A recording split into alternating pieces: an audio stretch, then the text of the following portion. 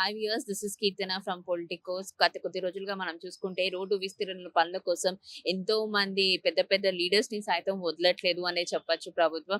అయితే పలు రాజకీయ నాయకులు కానివ్వండి, పలు సెలబ్రిటీస్ ఇళ్లలో కానివ్వండి వెళ్ళి మార్కింగ్ కూడా వేస్తున్నారు. అయితే కేబీఆర్ పార్క్ దగ్గర నుంచి కనుక మనం చూసుకున్నట్లయితే కొన్ని కిలోమీటర్స్ వరకు బడా బడా నేతల ఇళ్లలు ఉన్నాయి.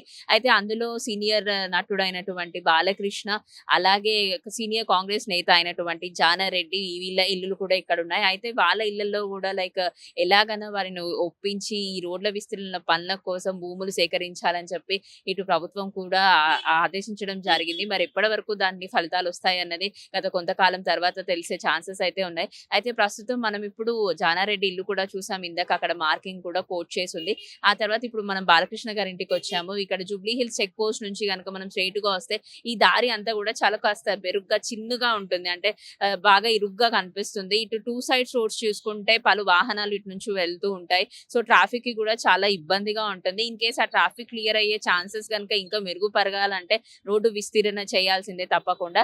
అయితే మనం ఇక్కడ విజువల్ లో కూడా చూసుకుంటున్నాం. బాలకృష్ణ గారి ఇంటి పక్కనే ఇక్కడ ఒక క్రెమెక్ కోటింగ్ వ్రాపింగ్ గిఫ్ట్ అని చెప్పేసి ఉంది. అక్కడ మార్కింగ్ కూడా కనిపిస్తుంది మనకు 17:10 అని చెప్పేసి ఆరో మార్క్ కూడా ఉంది.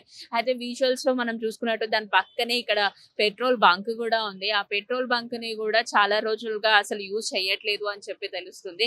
ఆల్రెడీ ఇక్కడ అంతా కూల్చివేతలు కూడా స్టార్ట్ అయిపోయాయి అనే చెప్పొచ్చు.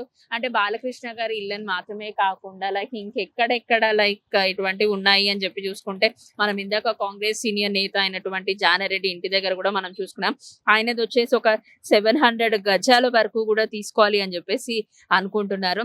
అలాగే ఇప్పుడు నందమూరి బాలకృష్ణ గారి ఇంటి దగ్గర ఉన్నాం. ఇక్కడ విజువల్స్ లో కూడా మనం చూసుకుంటున్నాం. అలాగే అల్లు అర్జున్ మామ అయినటువంటి కె చంద్రశేఖర్ రెడ్డి వారి ఇంటి దగ్గర కూడా కొంతవరకు స్థలం తీసుకునే ఛాన్సెస్ అయితే కనిపిస్తున్నాయి.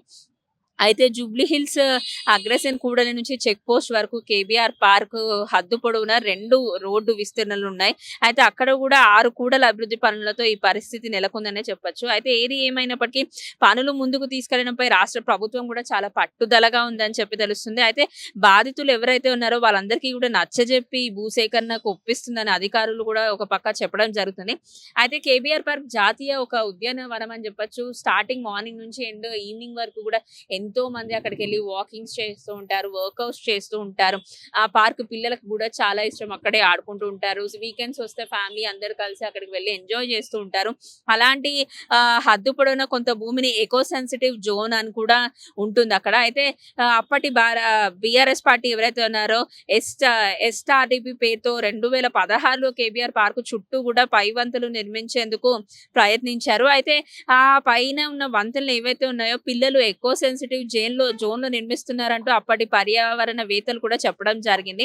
అయితే అక్కడి పర్యావరణ వేత్తలు ఆశ్రయించిన ప్రాజెక్ట్ ను రద్దు కూడా చేయించారు. అయితే ఈ నేపథ్యంలో కాంగ్రెస్ ప్రభుత్వం డిజైన్లు మార్చి ఎకో సెన్సిటివ్ జోన్ తాకకుండా నిర్మాణాలను అన్నింటినీ కూడా రోడ్డు వైపున చేపట్టాలని, అక్కడ అవసరమైన చోట కూడా ప్రైవేట్ ఆస్తులను సేకరించాలని కూడా నిర్ణయించుకుంది.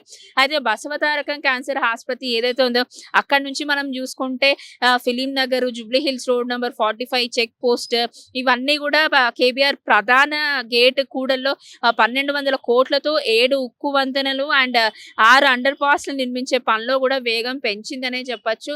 అలాగే ఒమేగా ఆసుపత్రి ఆవరణలో మనం చూసుకుంటే సీనియర్ నేత అయినటువంటి కాంగ్రెస్ నేత జానారెడ్డి కూడా అక్కడ 2 ప్లాట్లు ఉన్నాయి. వాటిని 43 అడుగుల మేర 700 గజాల వరకు కూడా ఆయన నష్టపోవచ్చు అని చెప్పి తెలుస్తుంది.